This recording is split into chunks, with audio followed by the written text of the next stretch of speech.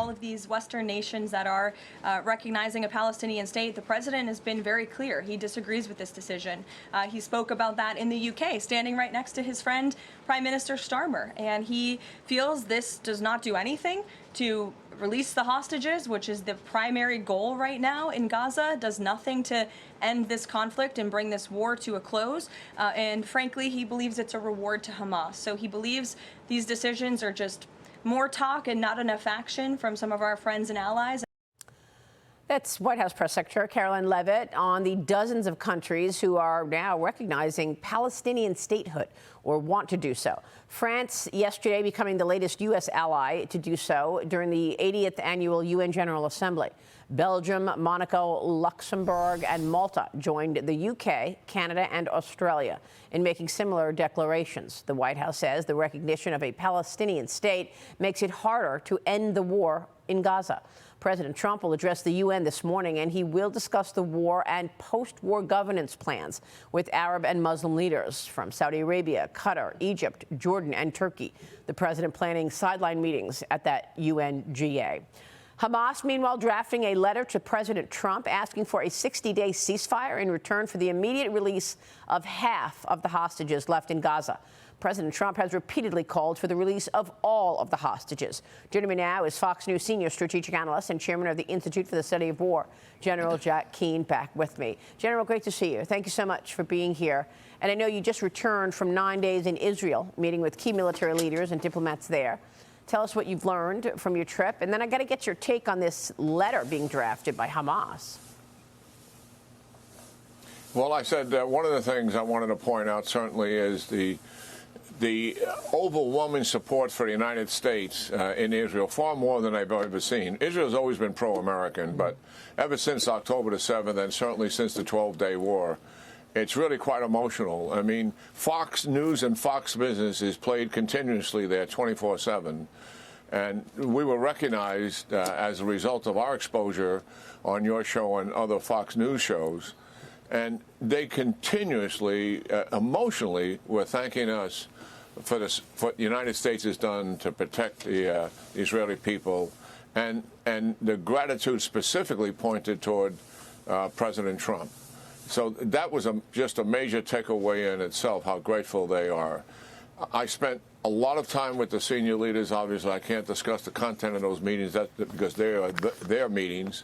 But certainly, what we're about here in Gaza is I support 100% the Prime Minister's declaration here to finish the leadership off here. Either they surrender and leave, and he's willing to make certain that they do that and can survive, or he's going to take it away from them physically.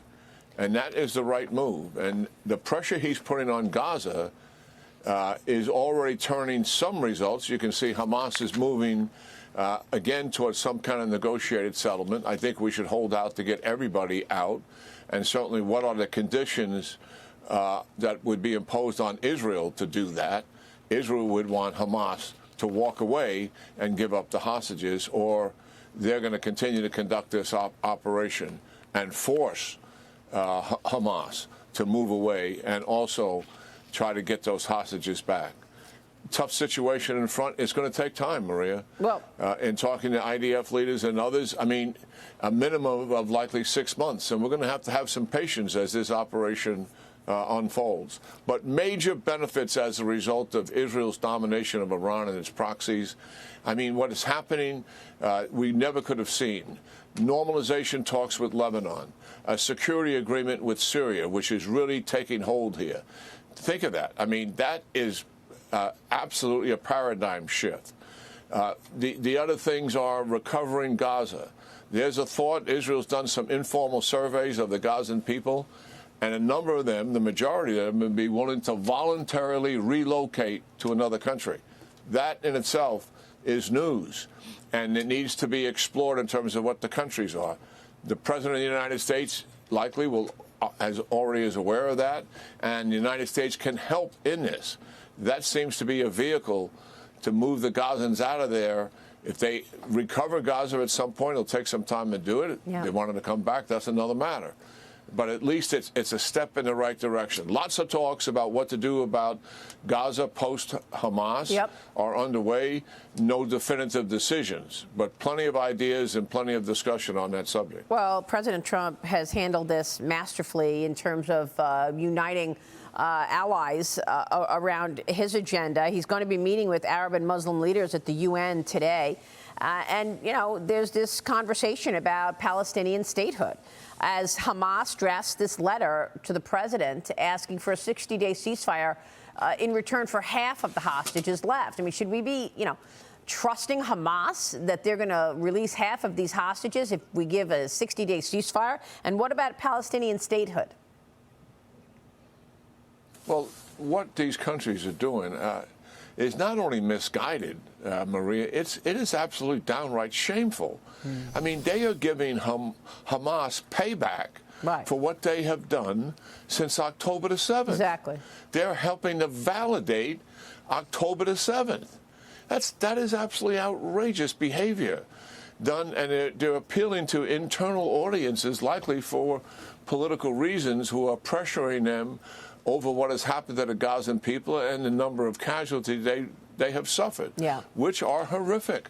And the leaders of Israel would say the same. But right now, I mean, look at the evidence. The Israelis have tried to get all the Gazan people out of Gazan City. About 550,000 have left. Hamas is imprisoning the others, will not let them leave. This is the diabolical nature of Hamas. And what happens as a result of that? Israel gets blamed for it. That's right. Let's face the facts and start telling the truth about this operation and what has taken place. Well, thank you for your behavior that's right. on the part of those countries. Thank you for your blunt assessment of all of this.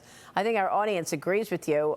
President Trump is also going to be meeting with Ukrainian President Zelensky at the UN today. He'll hold bilateral talks with senior European officials over Russia's war in Ukraine. And Zelensky is expected to ask the president for more security guarantees following multiple Russian drone incursions into NATO countries. I am this morning speaking with the newly elected president of Poland, and I spoke with Karol Nawrocki yesterday about those drone incursions. 2 of those drones flew right into Poland airspace. Watch this.